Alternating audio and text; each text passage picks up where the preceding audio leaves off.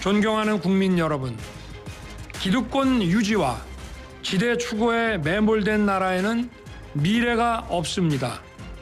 대한민국의 미래와 미래 세대의 운명이 달린 노동, 교육, 연금 3대 개혁을 더 이상 미룰 수 없습니다.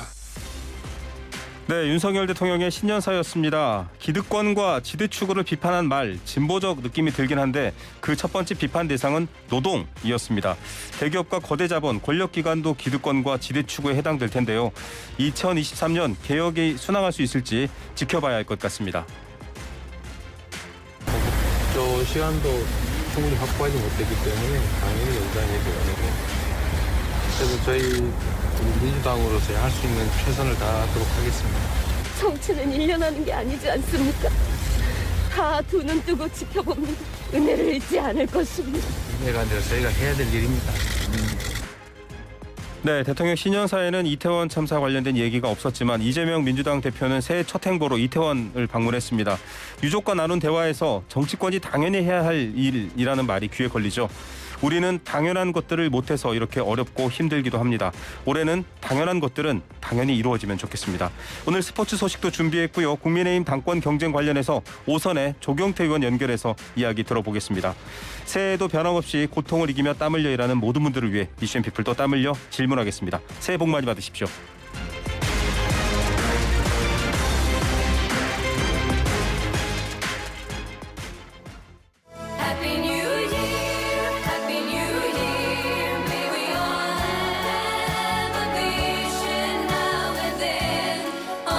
네, 새해가 밝았습니다. 1시 2분 40초 지나고 있는데요. 새해에도 대한민국 뉴스 방송 중에서 가장 색깔 있고 가장 따뜻하고 가장 다정다감하고 재밌게 키 크게 뉴스를 전해주시는 이우영 아나운서입니다. 어서 오십시오. 안녕하십니까. 새해 복 많이 받으십시오. 개면연을 맞아서 특별히 묘 인사로 드렸습니다. 네, 자 그러면 토끼로 이행시 한번 갈까요? 네. 네. 당황하는군요. 네. 방송 끝날 때까지 한번 네. 생각해봐 주시고요. 네. 새해 덕담 그래도 청취자분들께 한마디 해주시죠. 네, 청취자 여러분 새해에도 이슈앤피플 네 가지 뉴스 잘 부탁드리고 또 새해 복 많이 받으시고 건강하시길 바라겠습니다. 네, 저도 옆에 좀 곁다리로 끼워서 한 말씀 드리면 이슈앤피플 들으시고 네 가지 있는 뉴스 들으시면 두 마리의 토끼를 잡는 토끼가 되실 겁니다. 첫 번째 소식 네. 전해주시죠. 이거 하시려고 혹시 물어보신 것 같은데. 네. 좀 밑판을 깔았는데 네. 예, 잘 안 사네요. 네. 오늘부터 중국발 입국자에 대한 방역 조치 강화되는데 지금 중국 코로나 상황 심상치 않죠? 맞습니다. 방역 당국이 오늘부터 중국에서 항공편 또 배편으로 입국하는 모든 사람이 PCR 검사를 받도록 하고 있는데요. 홍콩과 마카오는 제외합니다. 네. 이 홍콩과 마카오를 제외한 중국에서 오는 단기 체류 외국인의 경우에는 입국 즉시 PCR 검사를 받고요. 검사 결과 확인 시까지 별도의 공간에서 대기합니다. 또 이렇게 격리를 할 때 별도의 비용을 본인이 직접 지불해야 네. 되기도 하고요. 내국인이나 이제 장기 체류 외국인의 경우에는 입국 1일 이내에 거주지 보건소에서 검사한 뒤에 검사 결과가 나올 때까지 자택 대기를 해야 되고요. 또 자가 격리를 할 때도 이렇게 자가에서 격리를 하면 됩니다. 예, 이게 사실은 초기 팬데믹 시작될 때랑 좀 비슷한 느낌도 드는데 중국발 항공기는 지금 인천공항으로만 들어오나요? 맞습니다. 제가 예전에 여행을 갈 때도 중국을 갈 때는 이제 김포공항을 이용하기도 했는데 네. 지금 이제 인천공항으로만 들어올 수 있습니다. 네. 입국 후 PCR 검사는 중국에서 배편으로 오는 국내에 입국하는 하선자에게도 역시나 적용이 되고요. 중국발 입국자는 오는 5일부터는 입국 전 검사 결과를 제출을 해야 됩니다. 네. 중국에서 국내에 오는 항공기에 탑승하는 내외국인은 이제 탑승 시 48시간 이내 PCR 검사 또는 24시간 이내 전문가용 신속 항원 검사 결과 제출이 의무화됩니다. 자, 정부는 중국 내 공간을 통해서 단기 비자 발급도 조금 제한한다 이렇게 나왔습니다. 아무래도 많은 인구가 유입되는 걸 좀 막기 위한 조치 같아요. 그렇습니다. 오늘부터 비자 발급 제한은 오는 31일까지인데 외교, 공무, 필수적 기업 운영, 인도적 사유 등의 목적으로는 비자 발급이 가능하지만 관광 비자는 발급이 중단되는 겁니다. 네. 아무래도 중국 내 코로나19가 급격히 확산하는 가운데 중국 정부가 출입국 방역을 완화하니까 이제 우리 정부는 이런 방역 강화 조처를 한 건데요. 게다가 새로운 변이가 나타날 가능성이 커지는 가운데 최근 들어서 국내 해외 유입 확진자 중에 중국발 입국자의 비중이 급격히 늘고 있습니다. 우리만의 조치는 아니고요. 중국이 뭐 백지 시위도 있었고 여러 사회 통제가 강한데 거기에 대한 반발이 있다 보니까 좀 풀었습니다. 풀었는데 풀자마자 정말 확진자가 폭증하고 있기 때문입니다. 전 세계적으로도 이런 대처가 있죠. 맞습니다. AFP나 로이터 통신 등에 따르면 현재 우리나라를 포함해서 14개 이상 국가가 중국발 입국자를 대상으로 한 방역 규제 강화했는데요. 네.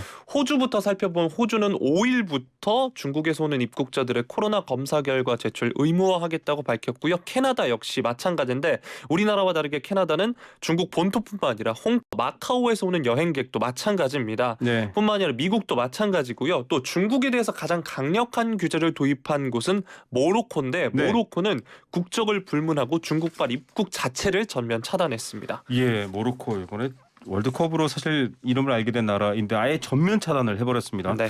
그렇게 될 경우는 사실 모로코에서 중국 들어가는 분들도 전면 차단됩니다. 이게 상호주의 원칙에 따라서 하게 되는 건데 일단 입국 전 음성 확인서와 입국 후 PCR 검사를 요구하기 때문에 이건 또 우리나라가 유일하게 하는 조치죠. 우리 국민들의 안전 또 잘 지킬 수 있길 바라겠습니다. 두 번째 네. 소식입니다. 자, 이게 뭐 하늘이 평화롭다, 아름답다 이런 표현이 등장하지 않고 요새는 하늘로 미사일들이 날아다닙니다. 북한이 또다시 도발 감행했죠? 네, 새해 첫날에도 미사일을 발사했습니다.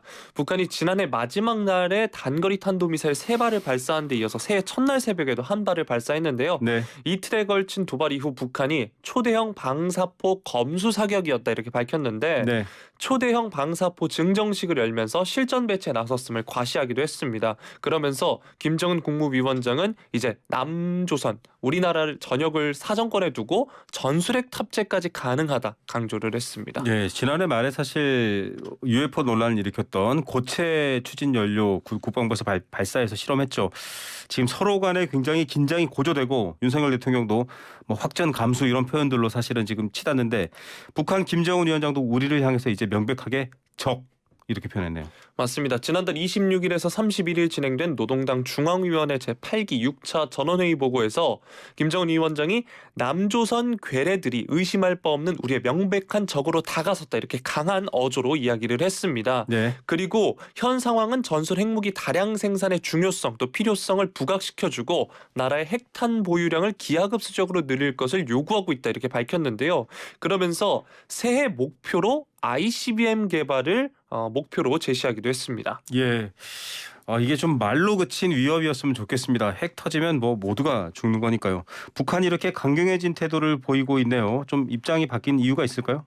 네, 북한은 지난해 전원회의 결과 보도에서 사실 지난해에는 별다른 대외 메시지를 내놓진 않았습니다. 당시에는 이제 무거운 고민을 마주했다, 첨단 무기 연속 개발 등 이렇게 밝혔을 뿐인데 올해는 확연히 달라진 거죠. 앞서서 드렸다시피 우리나라를 향해 명백한 적이다, 핵무력 강화다 등의 날선 단어를 쏟아내면서 위협을 노골화했습니다. 이게 사실은 반공 안보 교육을 받은 세대잖아요. 네. 저 같은 경우에는 남조선 괴뢰 이런 표현들 굉장히 많이 썼고 우리도 북괴라고 그렇죠. 불렀습니다. 네. 예. 이 서로 이렇게 적대하던 시절의 얘기가 다시 데자뷰가 아니라 현실로 다가오고 있습니다. 우리 국방부는 어떤 입장입니까? 네, 국방부는 어제 북한 노동당 중앙위 전원회의 결과 발표에 대한 국방부 입장을 이제 출입 기자단에 보냈는데 북한이 만일 핵 사용을 기도한다면 김정은 정권은 종말에 처하게 될 것임을 엄중히 경고한다. 이렇게 우리 국방부 역시 강하게 나왔습니다.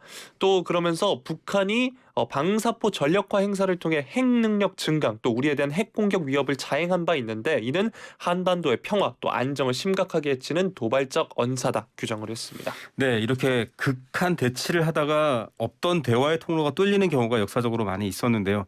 좀 남북 간 대화의 계기처럼 이 위기가 잘 넘어가줬으면 좋겠습니다.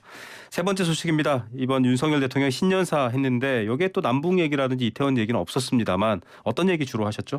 네, 윤석열 대통령 당초 예상대로 기자회견이 아닌 신년사로 새해를 시작을 했는데요. 이전부터 계속 강조해왔던 3대 개혁, 노동, 교육, 연금 개혁을 다시 한번 강조를 했습니다. 그리고 특히 노동 개혁을 최우선 과제로 꼽으면서 노동 개혁을 통해 우리 경제 성장을 견인해 나가야 한다라고 말을 했습니다. 그러면서 변화하는 수요에 맞춰서 노동 시장을 유연하게 바꾸고 또 노사, 노노 관계의 공정성을 확립하고 근로 현장의 안전을 개선하기 위해 모든 노력을 다하겠다 했습니다. 예, 뭐 노동 개혁도 물론 필요한 부분이 있습니다만 또 다른 개혁, 앞서 정치인들은 뭐 정치 개혁도 필요한데 이런 얘기들은 좀 빠진 것 같습니다. 윤석열 대통령이 말한 신년사 조금 더 구체적으로 보면 보통 어떤 단어 취임할 땐 자유가 엄청 많았잖아요. 맞습니다. 이번에는 어떤 단어를 가장 많이 말했습니까? 네, 이번 신년사에선 경제를 11회, 수출을 6회 언급했고요. 또 미래, 10회, 개혁과 세계는 각 8회로 집계가 됐습니다. 특히 올해도 극심한 경기 한파가 이어질 것으로 예상되는 가운데 적극적인 수출 진흥을 통해 경제 활로를 찾겠다는 뜻을 밝히기도 했는데요. 윤 대통령이 모든 외교의 중심을 경제에 놓고 수출 전략을 직접 챙길 것이다 이렇게 말을 하기도 했습니다. 예. 눈에 띄는 점은 대북 정책을 언급하지 그러게요. 않았다는 점인데 최근 이제 무인기 도발도 있었고 앞서서 소개해드렸던 미사일 도발도 있었습니다. 이에 대해서 이제 윤 대통령은 압도적으로 우월한 전쟁 준비라는 강대강 메시지를 낸 바 있는데 이번 신년사에서는 이 관련 메시지가 없었고요. 앞서서 오프닝 때도 말씀해 주셨다시피 이태원 참사 관련해서도 언급은 없었습니다. 정치권은 어떻게 반응하고 있습니까? 네, 먼저 야당인 더불어민주당은 하나마나한 내용이다 이렇게 혹평을 했는데요. 이모경 대변인이 신년 기자회견을 패스한 윤석열 대통령의 신년사는 하나마나한 얘기들로 채워져 있었고 위기 극복의 해법은 모호했다 이렇게 비판을 했습니다. 네. 그러면서 3대 개혁에 대해서도 충분한 사회적 논의 없이 정부가 일방적으로 개혁을 추진한다면 가뜩이나 어려운 경제 상황에서 사회적 갈등만 증폭될까 우려스럽다 이렇게 말을 했습니다. 예, 기득권에 대해서도 야당은 지금 대한민국에서 가장 큰 기득권은 윤석열 대통령과 검찰, 정부 여당이다 이렇게 지금 네. 얘기를 했습니다. 사실은 다 입법 사항이어가지고요. 이 개혁 사항이 야당의 협조가 없으면 사실상 불가능한 부분이 있어서 그렇겠죠. 국민의힘은 뭐라고 얘기했습니까? 네, 국민의힘의 박정하 수석 대변인은 논평을 내고 민주당을 향해서 윤 대통령의 신년사를 두고 꼬투리 잡기에 여념이 없다 이렇게 비판을 했습니다. 그러면서 윤석열 정부의 비전과 해결을 위한 노력의 트집 잡기로 일관하며 그 어디에도 협조의 모습은 보이지 않는다 이렇게 얘기를 했는데요. 희망찬 새해가 밝았지만 민주당은 여전히 과거에 머무른 채 마이너스 정치에 매몰된 모습이 안타깝다 이렇게 말을 했습니다. 예, 새해에도 좀 좋은 모습 보여주셨으면 좋겠다라는 기대를 양 당 모두에게 전해드리고 싶습니다. 마지막 소식입니다. 2022년 마지막 날에 베네딕토 16세 전 교황이 향년 95세로 선종했어요. 네, 현지 시간 31일 바티칸 대변인 마테오 브루니는 성명을 통해서 전임 교황인 베네딕토 16세가 오늘 오전 9시 34분 바티칸의 마터 에클레시아 수도원에서 선종했음을 애도의 마음으로 알린다 이렇게 밝혔습니다. 네. 네.